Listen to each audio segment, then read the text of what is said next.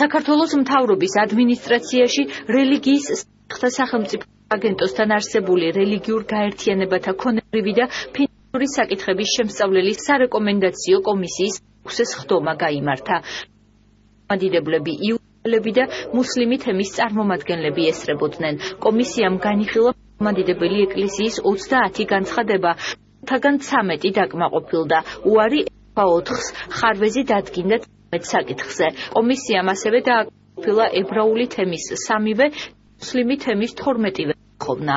დღეს რელიგიის საკითხთა სახელმწიფო აგენტოში ჩატარდა ფინანსური საკითხების სარეკომენდაციო კომისია. განხილვა 3 რელიგიური ორგანიზაციის მოთხოვნა, ესენი გახლავთ მართლმადიდებელი ეკლესიის, ებრაული თემის და მუსლიმი თემის საკითხები.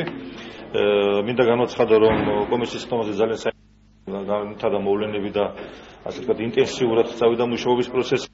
მართლმადიდებელი ეკლესიის საკითხი იყო გამოტანილი 30, დაკმაყოფილდა აქედან 10. იქნა აგრეთვე თემის საკითხი 3 გადაეცა სხვადასხვა ქალაქში ებრაულ თემს.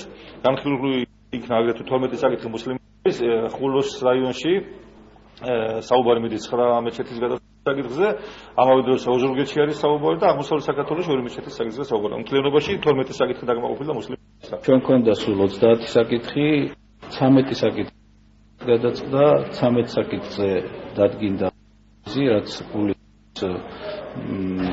მასალების დაუზუსტებლობას, პროექტები არ იყო სწორედ წარმოდგენილი, ან იყო წარმოდგენილი, ამაც 100 საკითხი არ დადგინდა და 4 საკითხზე უარი იქნა გამოცხადებული, მიღებული, რადგანაც საკითხები არ იყო წარმოდგენილი და არ შეფერმებოდა იმ ჩასასადაში ჩდებოდეს მოთხოვნები. მუსლიმ თემს ჰქონდა 12 საკითხი წარმოდგენილი, აქედან 12-ვე დაკმაყოფილდა, 9 რაიონში, მაღალმთიან აჭარაში, 1 ოზურგეთში, 2 აღმოსავლეთ საქართველოში. მოყოფილი ვართ იმით, რომ ყველა ეს ეტები რეგისტრირდება სრულად საქართველოს ბალანსზე.